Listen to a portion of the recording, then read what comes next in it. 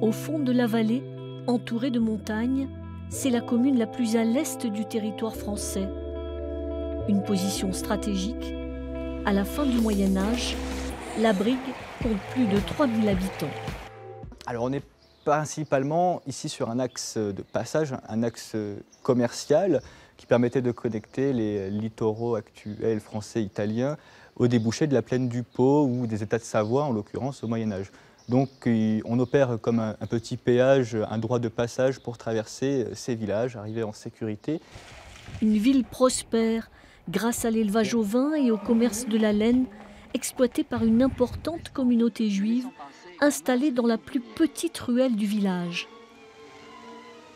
L'une des curiosités du village, la rue du Ghetto, qui rappelle qu'au XIIe siècle, ce sont les Juifs qui repeuplèrent ce pays dévasté par la peste.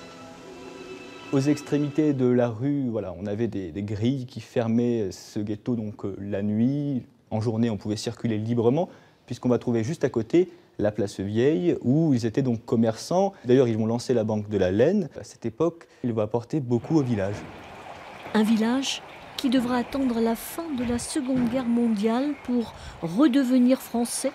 La frontière sera alors rectifiée, la commune annexée, après un référendum où la population a voté pour ce rattachement à 96%. Depuis 1860, la frontière italienne, où les carabiniers hier encore exerçaient un contrôle sévère, coupait ainsi la terre française. Le droit et la justice vont la supprimer aujourd'hui.